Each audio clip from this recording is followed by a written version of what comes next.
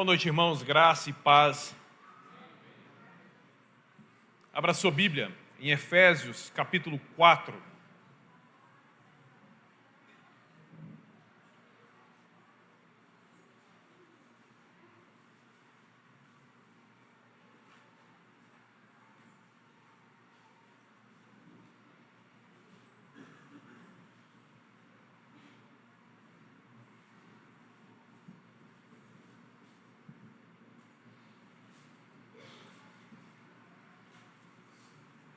Encontrando, ore ao Senhor, antes de nós lermos o texto.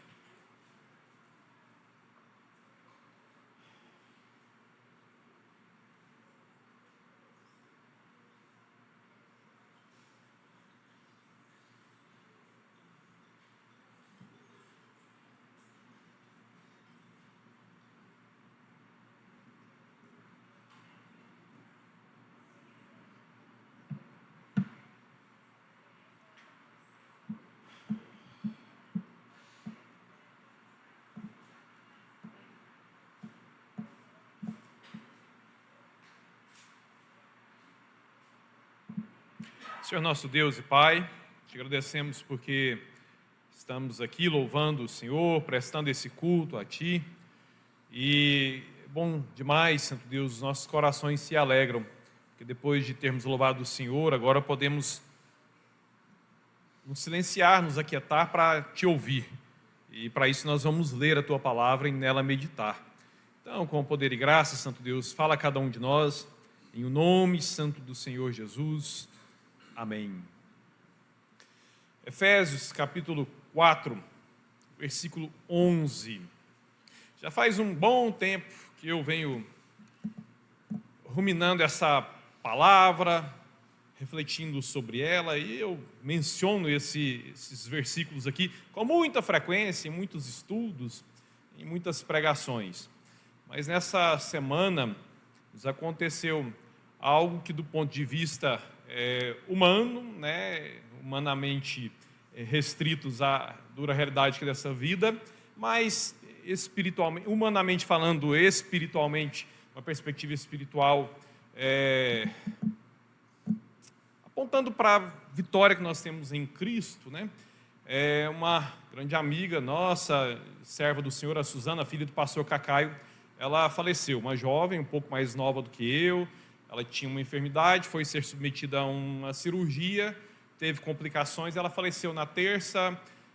Quarta-feira foi o velório, lá no seminário. Quem conhece o seminário sabe que é muito grande, o auditório ficou lotado, transmitiram para todo mundo na internet, denominação em peso, quem a conhecia acompanhou, porque era uma pessoa muito conhecida e muito amada mesmo na denominação. Quando o pastor Tiago pregou no aniversário da igreja, até contei uma historinha que envolvia eu e ele e ela, porque nós estudamos juntos lá em São Paulo, mas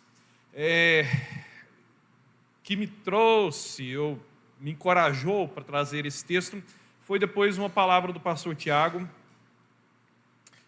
na quinta-feira, quando então ele ainda era muito, muito próximo dela mesmo, como um irmão. Ele falou: ontem nós velamos a Suzana aqui e hoje eu estou aqui anunciando que amanhã vamos abrir as portas para celebração e vocação e vai ser uma festa. Um dia teve um velório de uma pessoa que sempre participou ativamente, foi líder da Comoceb, de Férias para Jesus, muito, muito ativa mesmo, um exemplo. E um dia depois ela seria aberta para uma festa, depois do velório dela. Mas aí o pastor Tiago mencionou que aqueles que partem no Senhor, os servos do Senhor, quando morrem, é porque Deus sabe que eles cumpriram a sua missão. E então, cumpriram a sua missão, o Senhor chama para si. Aí, nas palavras do pastor Tiago, nós que convivemos com ela, sabemos que ela cumpriu a sua missão. E fica o legado, ela inspira-nos a continuarmos servindo o Senhor com a mesma alegria, com a mesma festa, com a mesma dedicação. Efésios 4, 11... Jesus mesmo designou, Jesus mesmo, Ele próprio, Jesus em pessoa, designou alguns para apóstolos, outros para profetas, outros para evangelistas e outros para pastores e mestres. E Ele fez isso visando preparar os santos para a obra do ministério, para que o corpo de Cristo seja edificado. até que todos nós alcancemos a unidade da fé e do conhecimento do Filho de Deus e cheguemos à maturidade, atingindo a medida da plenitude de Cristo. Pensando de novo lá na Suzana, a ideia é de que ela cumpriu a missão dela e deixou muitos inspirados a continuar servindo o Senhor. O pai dela pregou no velório dela, o pastor Cacaio, homem que está com câncer, humanamente falando, né, com metástase, sem perspectiva de vida. Mas pregou e as canções foram todas de louvor, adoração e alegres, porque ela pediu que fosse assim, porque se era um culto em memória dela, ela que estava no céu, não podia ter menos do que alegria aqui na terra. Né? Continuou e as pessoas continuaram, e os pais dela cuidando da igreja, né, estão lá agora cultuando o Senhor. Mas você, esses dias para trás eu falei para você que você vai morrer, né? Alguém discorda? Alguém não aceita essa palavra? Você vai, a gente não sabe quando. Mas, enfim, quando você morrer, baseado na forma com que você está vivendo hoje, baseado na forma com que você se relaciona com as pessoas mais importantes da sua vida hoje, o que é que você vai deixar? Um caos? Ou vai dar uma balançada? Sim, claro, mas a vida vai seguir. Por exemplo, você morre hoje. Como é que vai continuar a situação financeira lá na sua casa? As pessoas vão dar uma balançadinha, mas vão conseguir se organizar e a vida vai seguir. Seus filhos, baseado no relacionamento deles com você, aquilo que eles veem em você, baseado naquilo que você vem construindo com eles até aqui.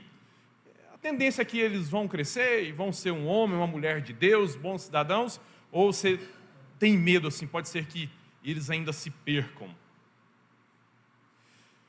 Pensando aqui na igreja, o ministério em que você atua, vai dar uma balançadinha, a gente vai chorar, vai sentir um pouco sua falta, ou a minha, mas a vida vai seguir, ou vai ser um caos. Vai ser muito complicado colocar as coisas nos eixos.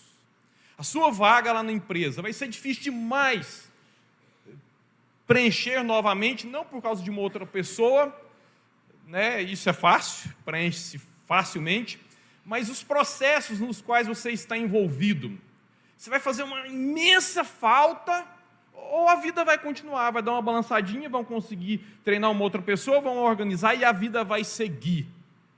Como é que vai ser a vida depois da sua partida? Na sua casa, na igreja, lá no seu trabalho, na sua empresa. Você é importante? Você é uma pessoa importante? Você se vê como uma pessoa importante? Você se acha uma pessoa importante? Deixa eu ver se tem alguém importante aqui. Você gostaria de ser importante? Tem vontade? Não, eu queria ser importante, eu quero ser importante. Eu quero demais ser muito importante. Ou, ao contrário de ser importante, você é relevante.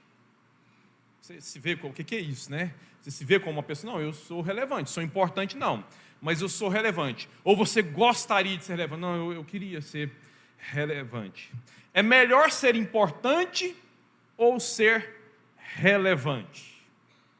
Meus irmãos, nessa vida, em todas as nossas relações interpessoais, nós podemos ser, no sentido negativo, desnecessários ou desprezíveis, ou no sentido positivo, importantes ou relevantes. Vamos lá. No sentido negativo, pode ser que você esteja sendo desnecessário para alguém com quem você convive. Desnecessário por quê? Porque você é inútil. Sabe aquela pessoa que não fede nem cheira, não acrescenta nada, e se ela parte, uai, fulano partiu? Uai, fulano não está vindo não? Uai, nem estou percebendo que fulano não está aqui. Né? Quanto você acrescenta, quanto você soma, quanto você leva, quanto você entrega. O mínimo a ponto de ser desnecessário, não, se parte, né, a gente vai demorar a notar a ausência. Tem pessoas que no sentido negativo são desnecessárias, mas também tem pessoas que são desprezíveis. E são desprezíveis porque fazem mal. São pessoas tóxicas, pessoas ruins. A gente se relaciona com elas, a gente sai doente. Ela adoece a casa, ela adoece o cônjuge, ela adoece os filhos, ela adoece o ambiente de trabalho, ela adoece a igreja. Tem gente que adoece a igreja, sabe? Pessoas desprezíveis e são desprezíveis porque fazem o mal para as outras pessoas. Agora, no sentido positivo, você pode ser importante. Importante você se torna por você ser necessário, por você ter alguma coisa ou fazer alguma coisa.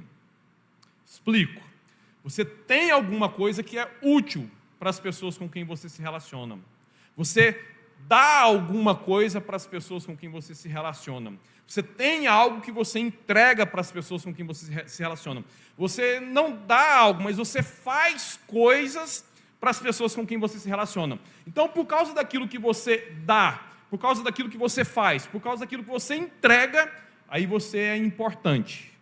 Agora, relevante é aquela pessoa que ela é interessante porque é ela. Ela é relevante porque ela é quem ela é. Ela não precisa dar nada, ela não precisa entregar nada, ela não precisa fazer nada. Mas por causa daquilo que ela revela de si, uma pessoa gente boa, uma pessoa agradável, aquela companhia agradável de se ter no ambiente. Ah, não, fulano não veio, não, senti uma falta. Rapaz, você não estava aqui, não, semana passada. Ah, não, você não foi lá. Não dá nada, não faz nada, mas a pessoa em si, ela, por causa da sua essência, da sua natureza, de quem ela se torna relevante. Você é desnecessário, desprezível, importante ou relevante? Um pouco de cada? Para quem? Claro, meus irmãos, que diretamente ninguém de nós quer ser desnecessário, nenhum de nós, menos ainda, queremos ser desprezíveis. E é óbvio que Deus não quer isso para nós também. Deus não quer que você seja uma pessoa desnecessária, que não soma nada, que não entrega nada, que não faz nada, que se desaparecer, desapareceu, não deixa saudades e vamos demorar a sentir sua ausência. Deus não nos quer assim. Ele nos quer pessoas úteis. Deus não nos quer de jeito nenhum sendo pessoas desprezíveis. Ah, fulano podia ir embora, fulano podia sair da igreja, fulano podia logo sair do ministério, fulano podia logo sair dessa empresa, podia mudar logo a direção e colocar uma outra pessoa no lugar dela. Nós fulano, graças a Deus, fulano mudou dessa casa aqui do lado.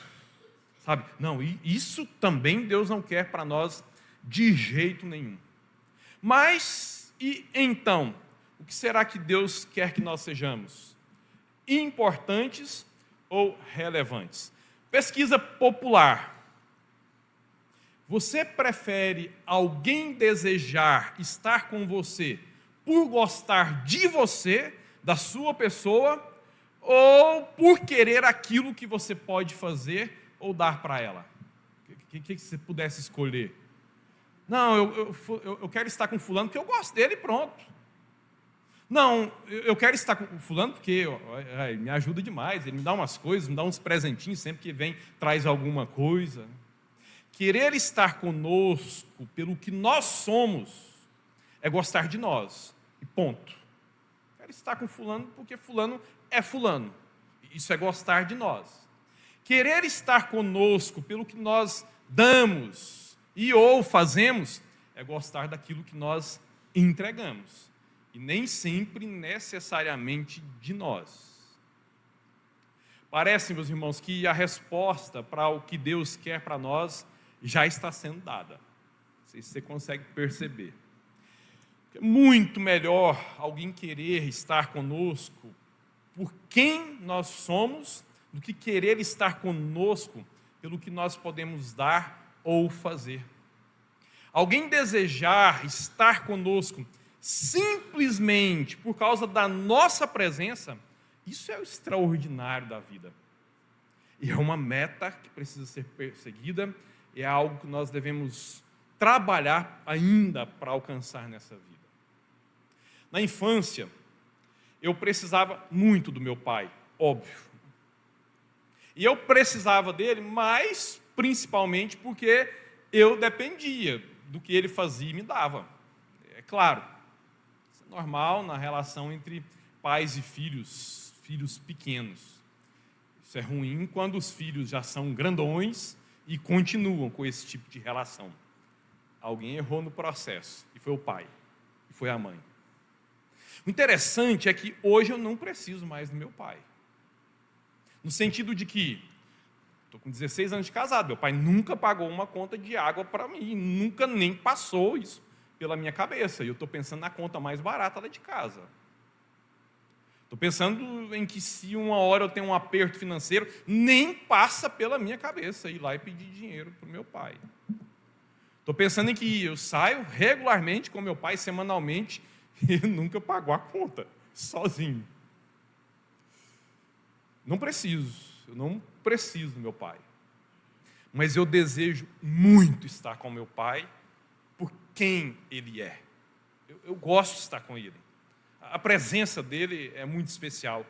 É agradável demais para mim, poder marcar um dia na semana para sair com ele, para passear com ele, ou ir lá na casa dele, simplesmente porque ele é ele, por causa de quem ele se tornou para mim.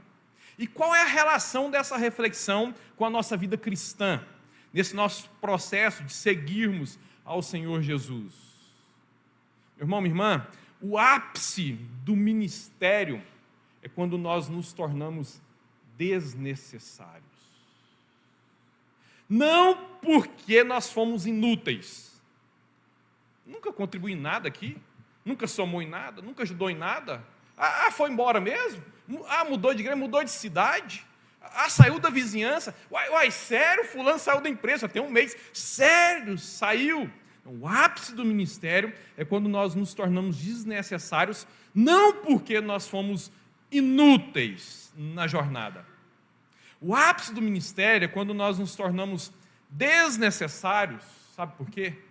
Porque nós capacitamos os nossos liderados, porque nós capacitamos o nosso ministério tão bem, porque nós criamos muito bem os nossos filhos, porque nós treinamos muito bem aqueles que estavam sob a nossa responsabilidade, e nós fizemos isso tão bem, nós nos entregamos tão bem, mas tão bem mesmo, que eles aprenderam, e que eles foram corretamente sendo motivados, e agora eles atuam bem, mas bem mesmo, independente de nós estarmos presentes ou não.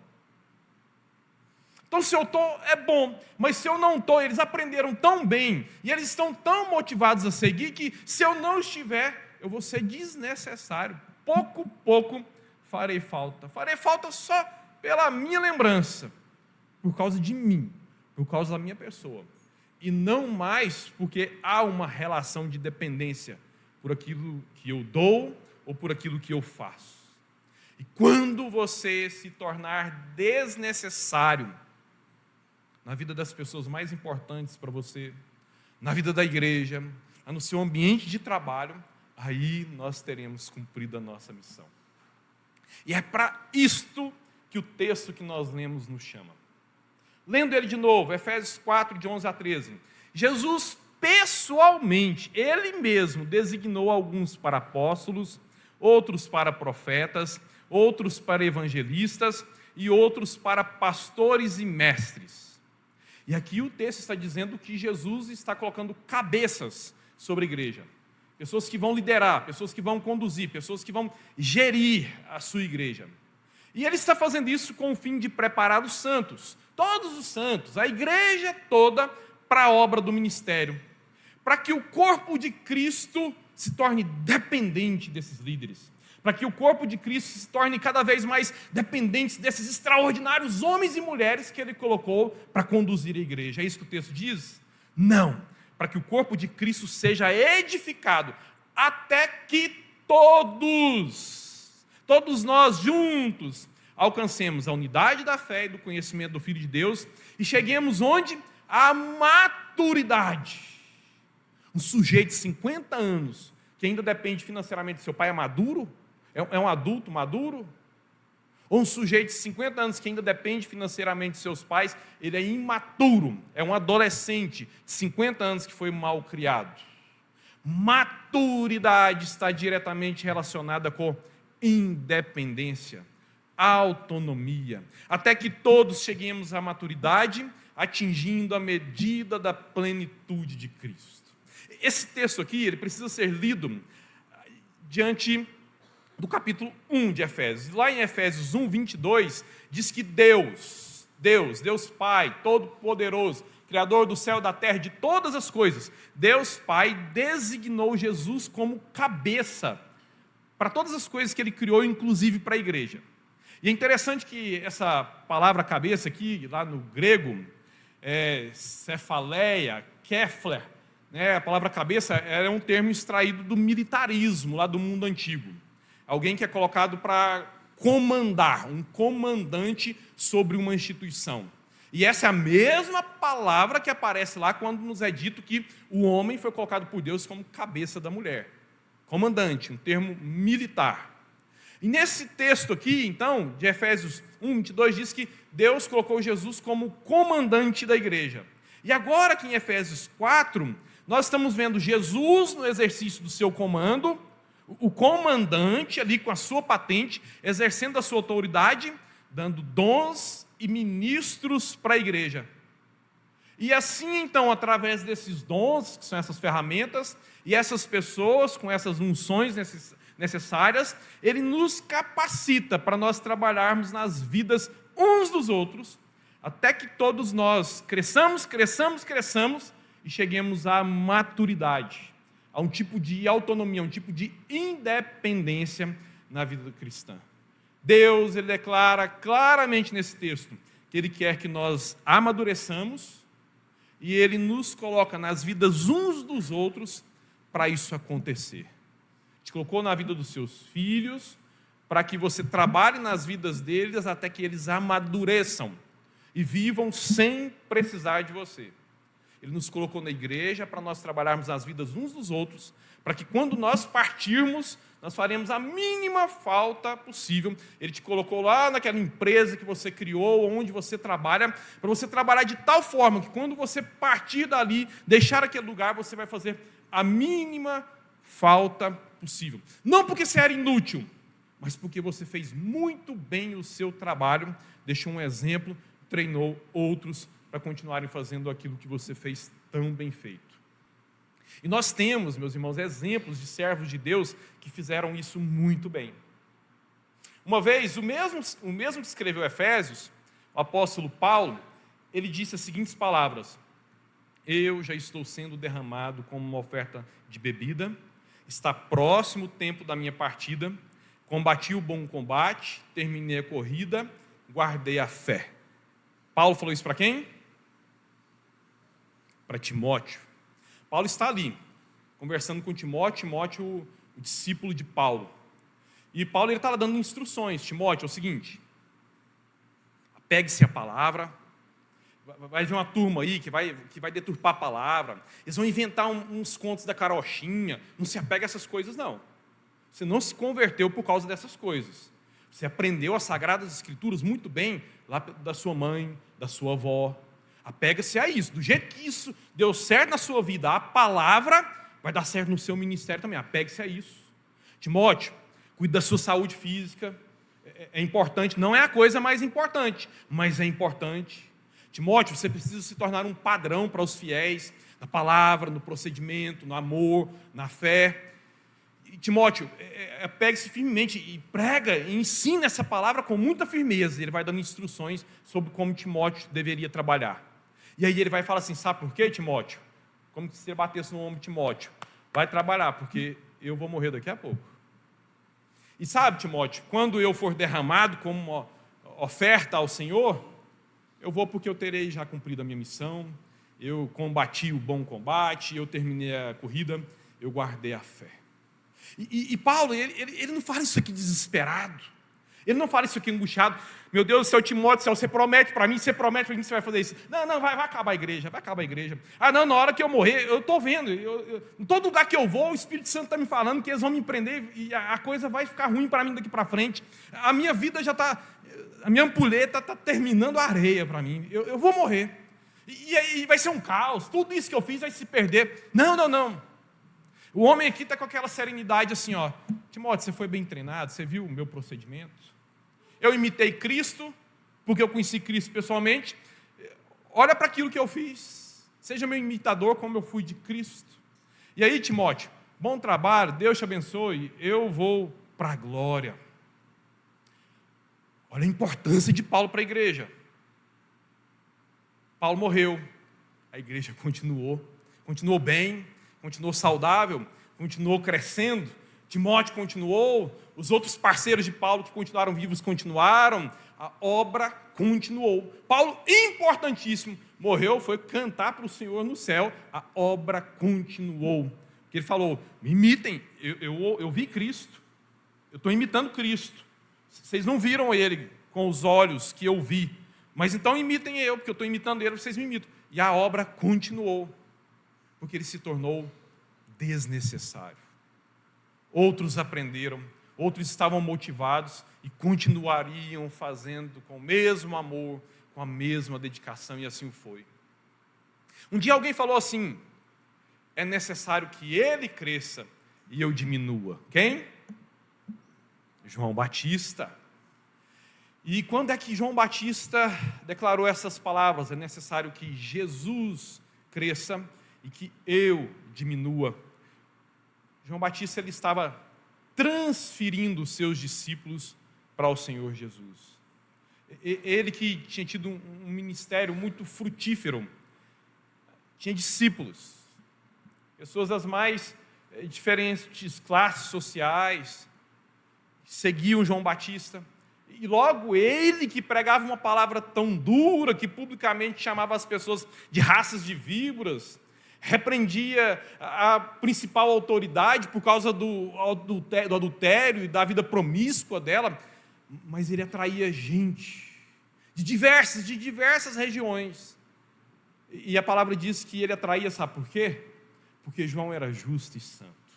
No mundo onde as trevas têm tanto espaço, justiça e santidade naturalmente atraem. E era por isso que aquele João Batista grosseiro, palavras duras, não estava nem um pouco em agradar corações psicologicamente moldados. Ele atraía, porque ele era justo e santo, porque ele era fiel ao seu Senhor. Quando João, ele vem ali entendendo por que ele veio aqui a esse mundo, ele sabia que nele se cumpriram as palavras do profeta Isaías, ele seria a voz daquele que clama no deserto, ele seria a voz de Deus, aquele que falaria da parte de Deus para preparar o caminho do Messias, prometido e tão esperado. E agora ele está dizendo para os seus discípulos, aqueles que vinham ouvindo ele, a sua pregação sobre justiça, sobre o reino de Deus, ele fala assim, agora gente, vocês vão me deixando, sigam ele, porque ele é o Cordeiro de Deus que tira o pecado do mundo. E ele aponta para Jesus com essa convicção, eu cumpri a minha missão, agora vocês sigam ele, e seguindo ele, vocês vão cumprir a missão de vocês. Ele acreditava que estava fazendo certo, ele sabia que ele tinha cumprido o papel dele. Eu posso morrer, eu já fiz o que eu tinha que fazer, eu estava preparando o caminho para o Messias, eu não só preparei o caminho para o Messias, mas eu falei, ele é o Messias, Cordeiro de Deus que tira o pecado do mundo. Agora vão lá, sigam ele, é atrás dele que vocês devem ir. Com a importância de João Batista, a igreja, foi Jesus quem falou que dos nascidos de mulher, nenhum é maior do que João. João morreu, a igreja parou?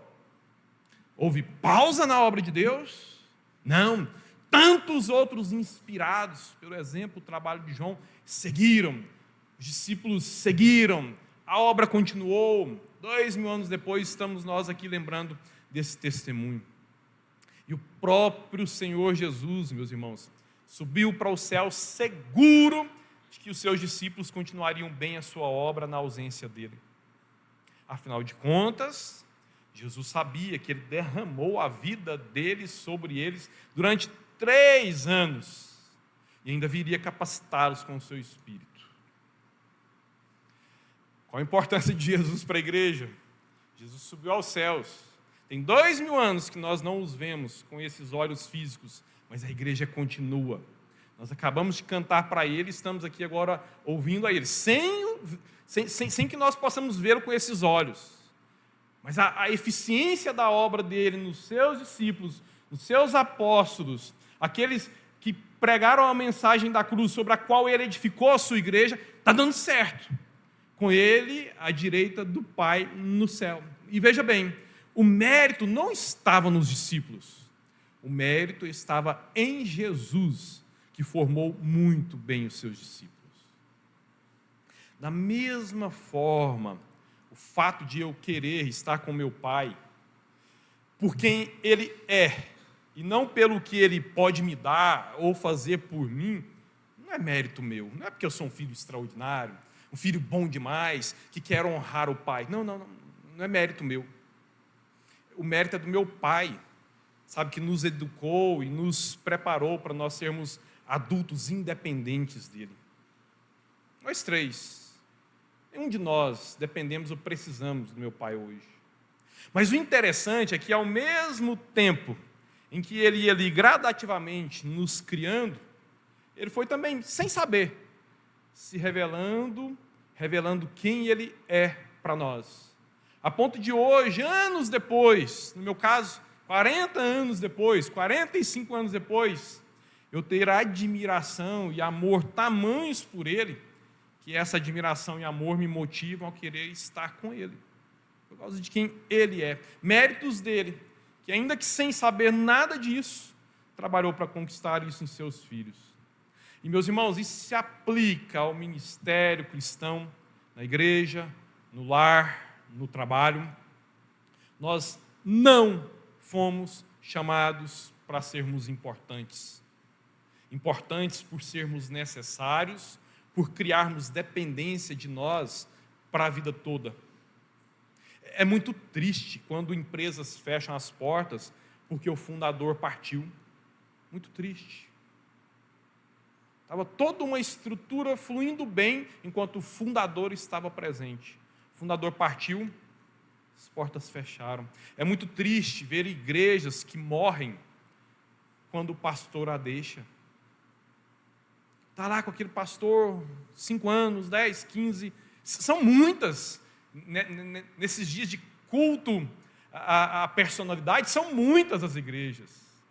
Pensa numa igreja batista da Água Branca sem o Ed René. Por mais herege que ele seja, tira aquele cara lá, o que sobra daquela igreja, e tantas outras são assim.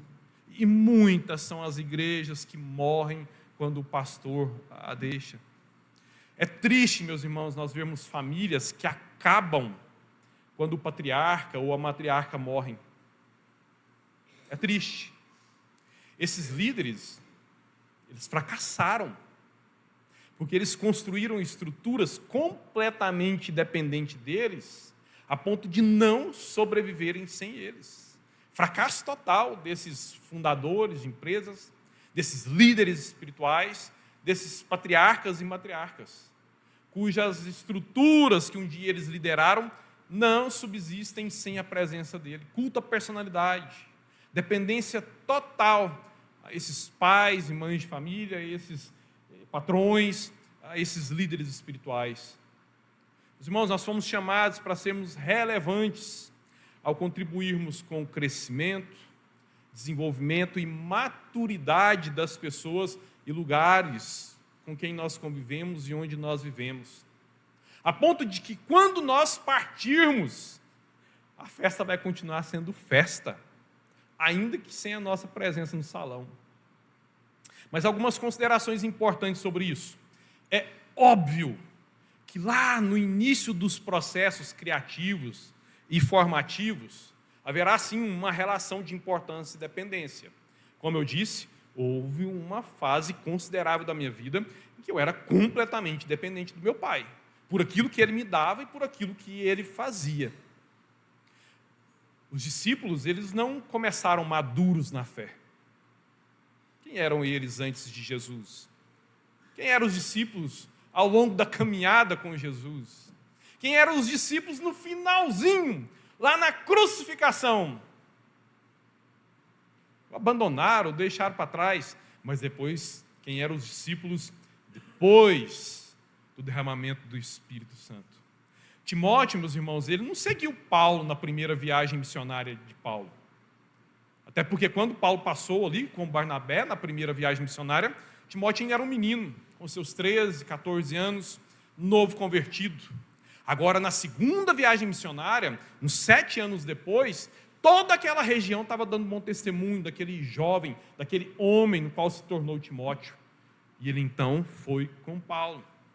Da mesma forma, os nossos filhos, eles não nasceram adultos. Eles vão ter sim, durante algum tempo das suas vidas, uma relação de dependência de nós. E as instituições, elas não começam prontas, grandes e muito bem estruturadas. Em todos os processos criativos, formativos, haverá sim uma fase inicial e de desenvolvimento em que haverá sim essa relação de dependência.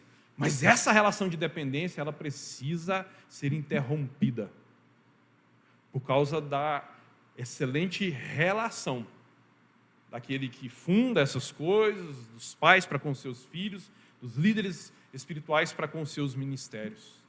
Nos começos e nos meios dos processos criativos e formativos, naturalmente nós seremos sim importantes por sermos úteis. Vamos dar algumas coisas, vamos fazer algumas coisas das quais lá no começo vão depender de nós. E ainda mais pensando em igrejas, ministérios, empresas e projetos, que além dos começos, ainda pode haver novos começos e novos começos por causa das divisões, das falências e das crises. Mas durante o tempo todo, mesmo lá nos começos, meus irmãos, nós devemos sempre nos dedicar aos nossos filhos, aos nossos educandos, aos nossos liderados, aos nossos discipulandos, visando um dia nós sermos desnecessários em suas vidas. Não por abandoná-los, forçando-os à sobrevivência. Eu te amo, sobreviva. Eu te amo, se vira. Não cabe. Eu te amo com se vira. Mas por termos sido relevantes em sua formação e desenvolvimento, a ponto de eles continuarem seguindo com os seus próprios passos, independentemente de nós.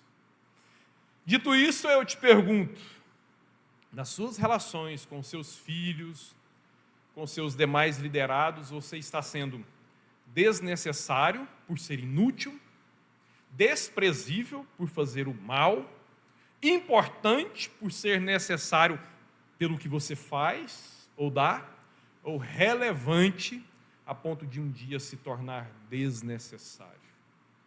Lembre-se, nós fomos chamados para servir a Deus nesse mundo, qualificando pessoas para se tornarem maduras a ponto de não precisarem mais de nós quando nós formos.